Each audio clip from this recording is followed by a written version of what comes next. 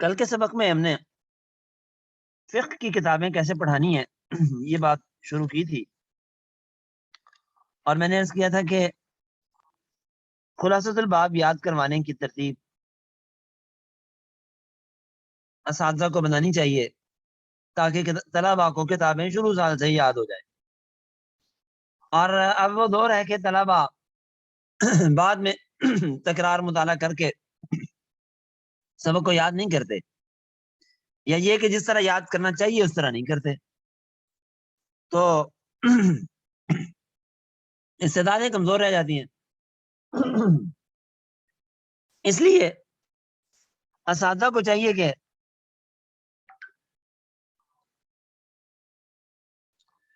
کتاب کا خلاصہ انہیں ساتھ کے ساتھ یاد کروا دیا جائے۔ صرف میں اتنی استعداد پیدا ہو گئی ہے صرف اور نحو پڑھنے کے بعد کیا وہ مطالعہ خود کر لیتے ہیں، عربی سمجھ لیتے ہیں، ترجمہ کر لیتے ہیں، اب کتاب کا خلاصہ بھی یاد ہو گیا تو مقصد پورا ہو گیا۔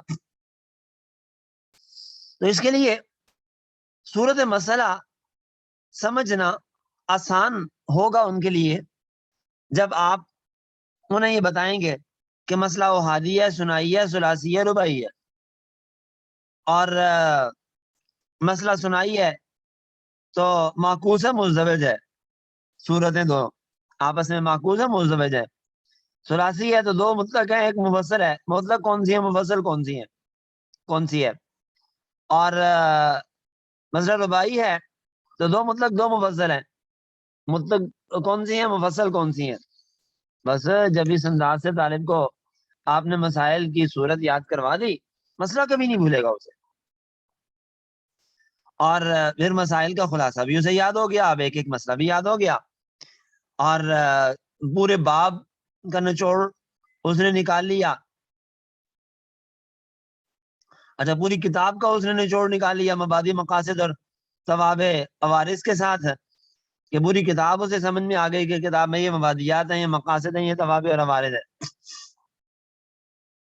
پھر مسائل کی باہمی نسبت بھی اسے معلوم ہو جائے تو مسئلے اور زیادہ پختہ ہو جائیں گے، مضبوط ہو جائیں گے۔ تو مسائل میں باہمی نسبتیں 6 ہوتی ہیں، مزدوج دو مسئلے آپس میں، ازدواج کی نسبت ہے، جوڑی دار، اردو میں کہتے ہیں جوڑی دار، جیسے میں نے آپ کو بتایا تھا کہ پوری دنیا جوڑی دار ہے، آدھی دنیا قیمی ہے، آدھی دنیا مثلی ہے، تو پوری دنیا دو حصوں میں ہے۔ اور فقہ کا مسئلہ ہے من اشترا اشرت عذرین ہدایہ میں من میات زرائن من دارن فالبیع فاسد، 10 زرا 100 زرا میں سے خریدے تو بیع فاسد ہے، اور ان اشترا عشرت اسہم من میات سہم زیادہ، اور 100 حصوں میں سے 10 حصے خریدے جائز ہے۔ تو ایک صورت ناجائز، ایک صورت جائز۔ اب نسبت آپس میں کیا ہے، ازدواج کی۔ عشرت اسہم کا معنی کریں گے نصیب مشاع، اور عشرت اذرعین کا معنی نصیب معین۔ اب جب اسے بتا دیا کہ یہ نصیب متعین ہے، یہ مشاع ہے، اور اس میں یہ حکم ہے، اس میں یہ حکم ہے، مسئلہ یاد رکھنا اس کے لیے بڑا آسان ہو جائے گا۔ اور ایک بات میں نے پہلے عرض کی تھی کہ سبق کو اتنا دہرا دیا جائے کہ طلبا کو وہیں، جسے کہتے ہیں نا ہمارے آدھ کچڑا ہو جائے، کچا پکا ہو جائے۔ اور بسا ہوگا دو صورتیں دونوں معکوس ہوں گی، آپس میں عکس ہوگا ایک دوسرے کا۔ مثال کے طور پہ یقرأ و یقرأ سورہ او غیرہ ویدہ آیت سجدہ، سورت تو پڑھی، آیت سجدہ چھوڑ دی۔ فلا باس بھی یقرأ سجدہ تھا ویدہ ما سواہا، دوسری یہ ہے کہ آیت سجدہ صرف پڑھی باقی نہیں پڑھا، تو سورت پڑھنا آیت سجدہ چھوڑ کر یہ مکروہ ہے، اور صرف آیات سجدہ پڑھنا یہ مکروہ نہیں ہے۔ اب معکوس ہیں دونوں صورتیں، حکم بھی معکوس ہے اور صورتیں بھی معکوس ہیں۔ اب جہاں صورت معکوس ہے آپ بتائیں جی معکوس صورت ہے، یہ مزدوج ہے، یہ معکوس ہے، طالب کے لیے ان کو یاد کرنا آسان ہو جائے گا۔ کبھی صورت متفرع ہوتی ہے، یعنی ایک اصل ہے اور اس کی فرع ہے، اس پر یہ تفریع ہے، اس سے نکلا ہے مسئلہ یہ. آپ بتائیں گے کہ یہ اصول تھا اور اسے یہ فرع نکلی ہے، یہ مسئلہ اسے نکالا ہے. تو فرع کا اصل کے ساتھ کلی ربط ہوتا ہے، اور کبھی یہ مستطرد ہوگی. یہ صورت مستطرد کا معنی کہ ماقبل مسئلے سے ادنا مناسبت ہے، اس ادنا مناسبت کی وجہ سے یہاں لے کر آ گئے. یعنی سالتن تو نہیں ہے یہاں پہ، یہ تردن للباب آ گئی ہے، بات چل رہی تھی ادنا مناسبت سے درمیان میں یہ بات بھی ذکر کر دی. ایسے مستطرد مسائل کو المسائل المذکورہ فی غیر مضانها بھی کہہ دیتے ہیں.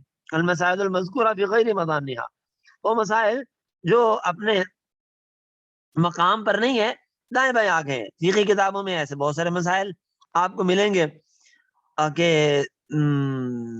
بات ہے طہارت کی، مسئلہ آ گیا کسی اور باب کا.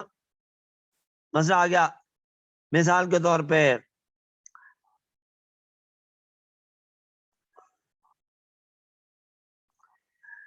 کتاب الصلاۃ کا مسئلہ آ گیا کتاب الطہارت میں، یا مثال کے طور پہ مسئلہ آ گیا خراج کا باب المستامن میں، وغیرہ وغیرہ. اس کی بہت سی مثالیں ہیں، اس کی مثالیں کتابوں میں بکثرت ملتی ہیں.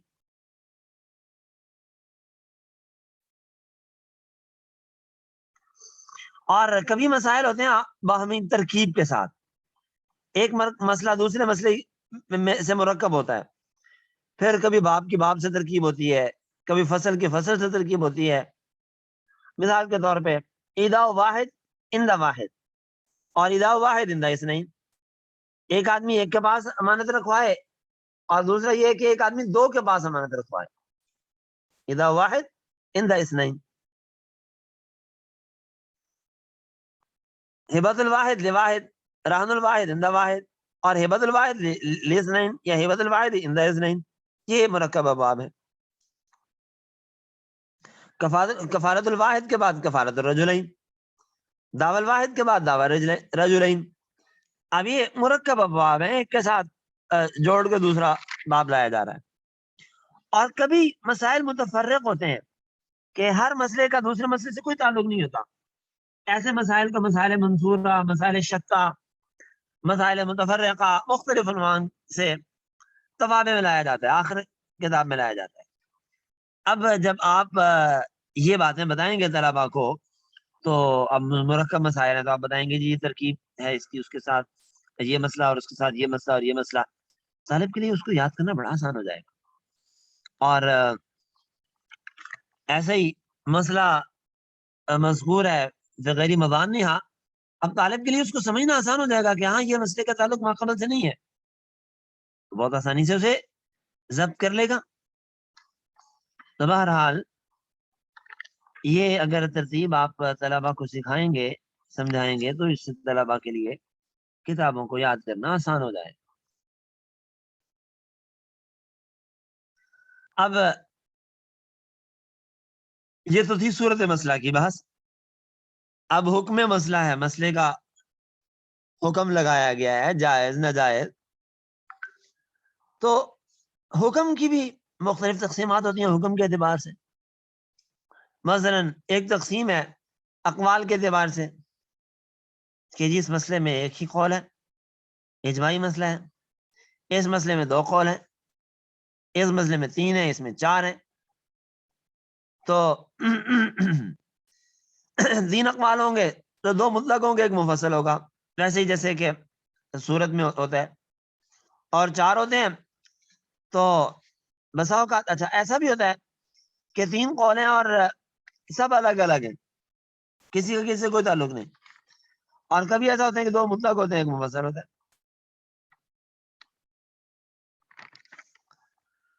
اچھا کبھی اس سے زیادہ اقوال بھی ہوتے ہیں، چار سے زیادہ بھی. اچھا چاروں تو اس میں بھی دو مطلق دو مفصل، چار سے زیادہ بھی ہوتے ہیں.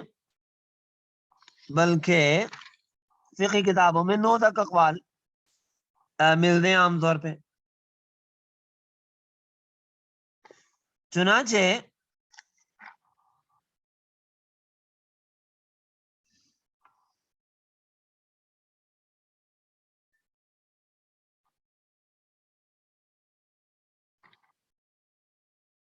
کتاب الدعوہ میں ہدایت ثالث میں 9 اقوال والا مسئلہ موجود ہے، متسعات الاقوال.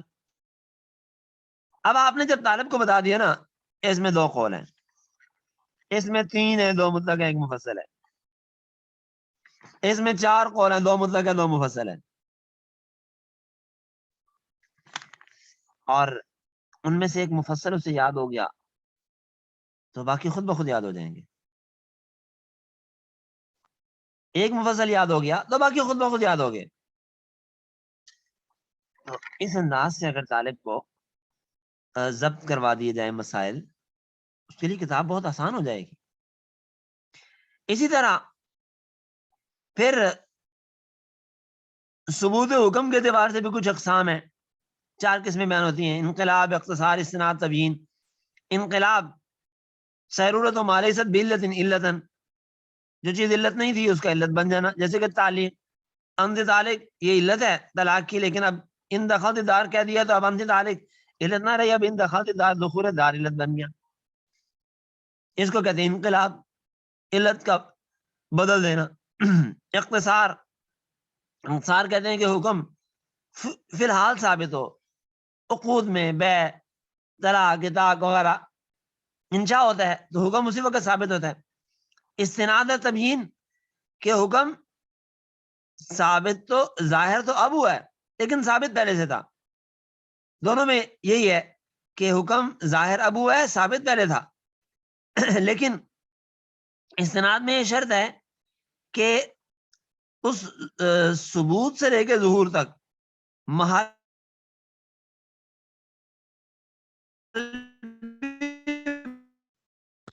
یہ شرط نہیں ہے کہ حکم کے محل باقی رہے مسلسل. پھر حکم کے اعتبار سے پھر ایک تقسیم ہوتی ہے حکم کی نوعیت کے اعتبار سے کہ حکم منصوص ہے یا مستنبت ہے، شرع معول ہے یا شرع منزل ہے. شرع منزل منصوص، شرع معول شرع معول مستنبت. اور پھر یہ کہ حکم تمام افراد کو شامل ہے، عام ہے یا مخصوص ہے کچھ افراد کے ساتھ. اور اسی طرح مختصر ہے یا متعدی ہے، یعنی قیاس ہو سکتا ہے اس میں یا خلاف قیاس ہے. تو اس اعتبار سے جب طالب کو اسی وقت یہ باتیں سمجھا دیں کہ مسئلہ منصوص ہے، یہ مستنبت ہے، یہ عام ہے، یہ خاص ہے، یہ مختصر ہے، یہ متعدی ہے، تو اس کے لیے ان احکام کو یاد کرنا آسان ہو جاتا ہے. تو بہرحال پھر آگے دلیل اسے سمجھانی ہے، لیکن ابھی قدوری میں تو دلیل آئے گی نہیں، دلیل آگے چل کے آئے گی. اس لیے کہ قدوری کنز میں دلائل نہیں ہے، شرح وقایع میں کچھ ہیں لیکن تفصیلی دلائل وہ ہدایہ میں ہیں. اب ہم نے قدوری کے اندر ہم نے مسائل کی تفہیم بھی کر لی، خلاصۃ الباب بھی اسے یاد کروا دیا، اور اس کے ساتھ ساتھ طالب کو مسائل بھی ازبر کروا دیے، یاد کروا دیے، عبارت کی تراکیب بھی سکھا دی. اب اگلے سال اس طالب نے پڑھنی ہے کنز الدقائق. تو یہ ایسے ہی ہے جیسے کہ ہدایت النحو کے بعد قافیہ. کنز الدقائق فقہی معلومات کا بہت بڑا ذخیرہ ہے، اور اختصار اور جامعیت کے ساتھ دریا بکوزہ کا مصداق ہے، اور نہایت اختصار کے ساتھ، نہایت عمدہ طریقے کے ساتھ موتی پرو دیے گئے. اب یہاں پہ ایک تو طالب علم میں استعداد پیدا کرنی ہے کہ وہ اب اس قسم کے مختصر کتاب سے استفادہ کرے، اس کو سمجھے، سمجھنے کی صلاحیت پیدا ہو، اور اس کے ساتھ ساتھ پھر یہ مسائل اس کے ذہن نشین بھی کروا دیے جائیں. اور پھر اصطلاحات بھی یاد کروا دی جائیں. تو کنز الدقائق کو حل کرنے کے لیے علامہ عینی کی شرح کنز اور کشف الحقائق کو استاد سامنے رکھے اپنے. باقی تفصیلات دیکھنی ہو تو البحر الرائق کا مطالعہ کریں. بلکہ اگر استاذ بحر الرائق کا مطالعہ کرے گا باہر کا نہر کا اور پھر اس کے بعد پڑھائے گا تو باہر اور نہر طلبہ کو نہیں سنانی, لیکن اس سے استاذ کو خود بہت فائدہ ہوگا. فقہی معلومات میں استاذ کے بہت زیادہ اضافہ ہوگا. میں نے خود ابھی چند سال پہلے پڑھائی جب کنز اپنے دارت النمان میں, تو میں اہتمام کرتا تھا کہ زیادہ وقت تو نہیں ہوتا تھا میرے پاس, لیکن کہ میں ساری کتابیں دیکھتا, لیکن باہر میں تفصیل سے دیکھتا. سبق کے لیے پوری بحر الرائق کا تفصیلی مطالعہ کرتا تھا, تو میں نے خود بہت زیادہ فائدہ محسوس کیا.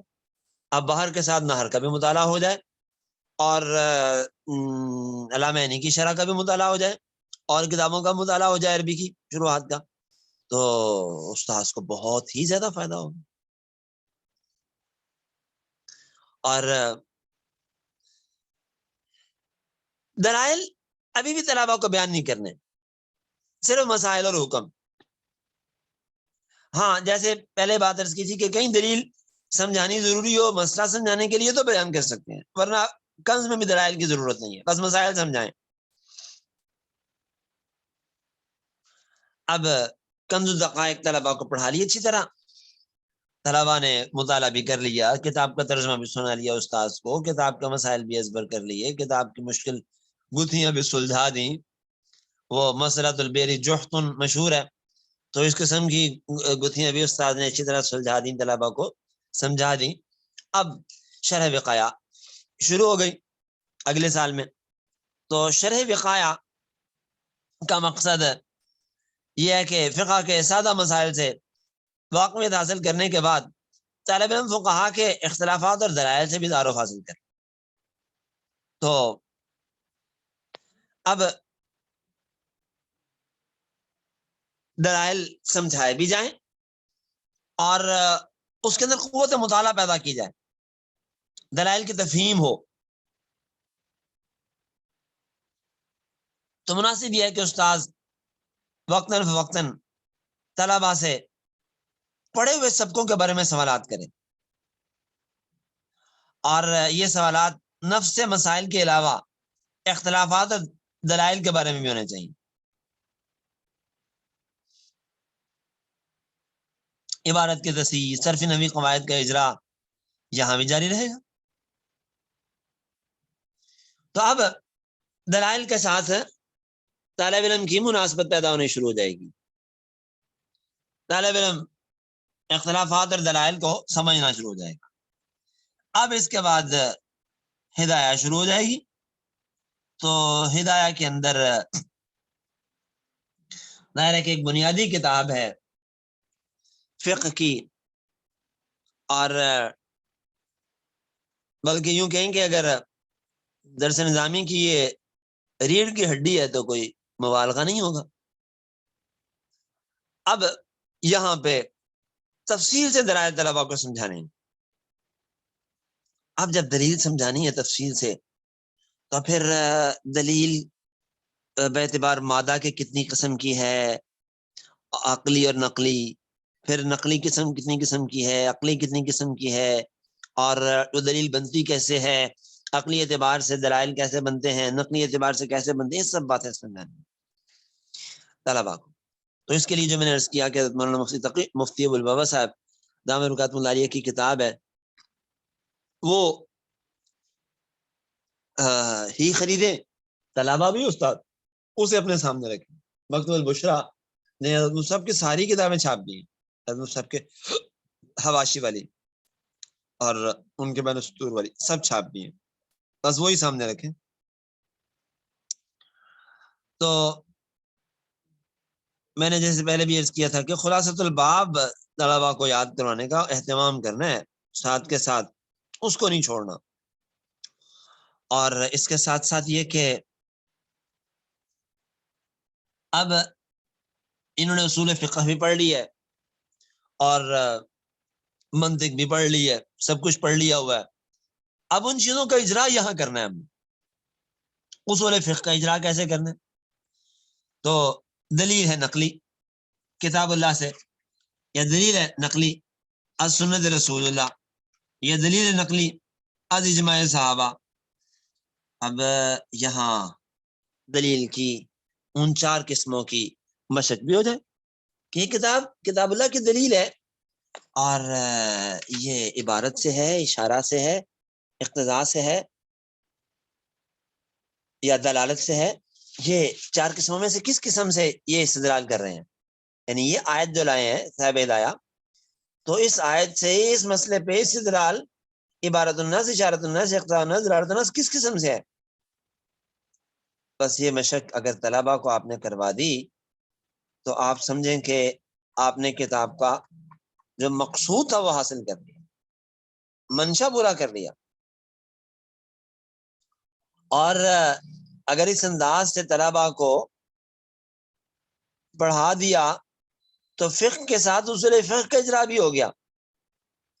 دیکھیں اصول فقہ ہمارے ہاں پڑھایا تو جاتا ہے لیکن اس کا اجرا نہیں ہوتا. صرف نحو کا اجرا تو اساتذہ کروا دیتے ہیں لیکن اصول فقہ کا اجرا نہیں ہوتا ہمارے ہاں. اور میں سمجھتا ہوں کہ صرف نحو کے اجرا سے کہیں زیادہ ضروری اصول فقہ کا اجرا ہے. ہم فقہ حنفی کے مطابق مسائل تو پڑھاتے ہیں لیکن وہ مسائل کن اصول پر مبنی ہیں یہ طلباء کو نہیں سمجھاتے. اصول شاشی کی کاپیاں لکھوا دی جاتی ہیں، ترجمہ کروا دیا جاتا ہے، اور اس سے زیادہ کچھ نہیں ہوتا، تو فائدہ ہی نہیں ہوتا. تو ضرورت اس بات کی ہے کہ درس نظامی کے ان ابتدائی 6-7 سالوں میں، 8 سالوں میں کہہ لیں آپ، ان 8 سالوں میں اصول فقہ کا ایسا اجرا ہو جائے طالب علم کے لیے کہ طلباء ان سے خود بخود مسائل کو سمجھنا سیکھ جائیں، اور ایک اجتہادی سا ملکہ ان کے اندر پیدا ہو جائے. اجتہادی مراد کے خود دلائل کو سمجھنا، ان کی تفہیم یہ ہو جائے. تو اس کے لیے حضرت مولانا مفتی الوہا صاحب دامت برکاتہ عالیہ نے ارشاد الطالب کے آخر میں جو میرے پاس چھاپا ہے اس میں تو صفحہ نمبر ہے 160 اور 61. ابھی نئے چھاپے میں 1 آدھ صفحے کا فرق ہو گیا ہے. اصول فقہ کا خلاصہ یا پڑھنے کا طریقہ، 2 صفحات میں اصول فقہ کا خلاصہ لکھ دیا گیا ہے. بس طلباء کو یہ یاد کروا دیا جائے اور ہدایہ پڑھاتے ہوئے اس کا اجرا کروا دیا جائے تو بس طالب علم کے اندر کوئی بھی کمی نہیں رہ جائے گی. اب ہم نے طلباء کو دلیل کی نقلی 3 قسمیں بھی سمجھانی ہے اور ان میں اجرا کروا دینا ہے. اصول شاشی، حسامی، یہ جو کتابیں پڑھی ہوئی ہیں ان کا نور الانوار، اور اس کے ساتھ ساتھ پھر ہم نے انہیں دلیل عقلی کی 3 قسمیں اقترانی، استثنائی اور تمثیل بھی سمجھا دینی ہے. اور یہ ارشاد الطالب میں اقترانی، استثنائی، تمثیل کی ہدایہ سے ساری مثالیں دی ہوئی ہیں، انہوں نے پاک سے، حدیث سے اور ہدایہ سے. تو ابھی ہمارے پاس وقت نہیں ہے زیادہ کہ ہم ان تفصیلات میں جائیں، تو کتاب آپ خرید لیں، اس کا مطالعہ فرما لیں. کو بات سمجھنا ہے تو مجھے بتائیں، میں آپ کی انشاءاللہ اس طرح سے مدد کرنے کو تیار ہوں. اب اقترانی، استثنائی، تمثیل کی مشق طلباء کو ہدایہ سے پہلے کروائیں اور یہ باتیں ازبر کروائیں اور اتنا دہرائیں کہ استاذ کے بھی دل و دماغ میں رچ بس جائے اور طالب علم کے بھی بار بار ارشاد طالب سے چیزیں رٹا لگوا دیں، زبانی یاد کروا دیں، بار بار سنیں، روز سنیں، سب کی سبق منظر سارا ترتیب سے بار بار سنیں. اب جب طالب کے ذہن میں یہ چیزیں اتر جائیں گی اس کے بعد پھر آپ تھوڑی سی محنت تو لگے گی لیکن اس محنت کا فائدہ بہت زیادہ ہوگا. اب دلیل آئی ہے تو آپ نے بتانا ہے کہ دلیل نقلی، بلکہ طالب خود بولے گا دلیل نقلی از کتاب اللہ، دلیل نقلی از سنت رسول اللہ، دلیل نقلی از اجماع امت، دلیل عقلی اقترانی، دلیل عقلی استثنائی، دلیل عقلی، تمثیل. اب عقلی ہے، اخترانی ہے، 4 شکلیں ہیں. شکل کون سی ہے؟ بنا کے دکھانی ہے، نتیجہ نکالنا ہے. وہ اللہ جزائے خیر دے مفتی صاحب کو، مفتی صاحب نے یہ ساری چیزیں میں نے دستور میں لکھ دی ہیں، اور اکثر جگہوں پہ وہ بتا دیتے ہیں کہ نتیجہ یہ ہے، اور اگر کتاب میں لکھا ہوا ہو تو اس کے نیچے لکھ دیتے ہیں نتیجہ، اور اگر نہ لکھا ہو تو میں نے دستور تھوڑا سا اشارہ دے دیتے ہیں کہ یہ اس کا نتیجہ ہے. تو یوں دلائل بھی ابھی ساتھ کے ساتھ انہیں یاد کروا دینے. اور 4 اشکال ہیں، 7 صورتیں ہیں. 4 شکلوں میں سے کون سی شکل ہے، 7 صورتوں میں سے کون سی صورت ہے. تو اور فوائد وغیرہ یاد کروا کے اچھی طرح اس کی مشق کروا دینی ہے ہدایہ میں. اور استثنائی ہے تو متصل ہے، منفصل ہے، اور متصل ہے تو کیسے ہے، منفصل ہے صبر و تقسیم تو کیسے ہے. یہ سب چیزوں کی مشق کروا کے ساتھ ساتھ یاد کروا دینی ہے. تمثیل ہے، جسے قیاس کہتے ہیں فقہا، تو مقیس کون ہے، مقیس علیہ کون ہے، علت مشترکہ کیا ہے، حکم کیا ہے، اور ادات تشبیہ کیا ہیں، وہ سب باتوں کی ایسی ساتھ ساتھ مشق کروا دینی ہے کہ طالب علم جب ہدایہ مکمل کرے تو اس کے ساتھ ساتھ وہ فقیہ بن چکا ہو. تو یہ میں نے آپ کو ارشاد طالب کا خلاصہ بتا دیا ہے. تو ارشاد طالب سے آپ لوگوں نے استفادہ خود بھی کرنا ہے اور طلباء کو بھی کروانا ہے. اور پھر اس کے ساتھ ساتھ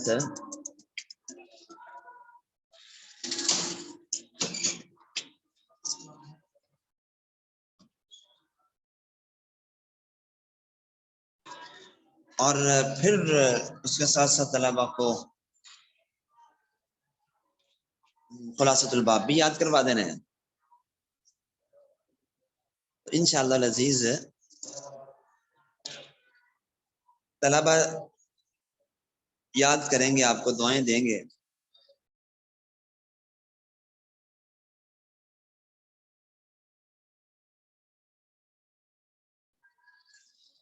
تو یہ ہے طریقہ کار ہدایہ پڑھانے کا، اور اول سے لے کے رابع تک تمام چیزیں آپ نے اس انداز سے طلباء کو سمجھا دینی ہے، پڑھا دینی ہے.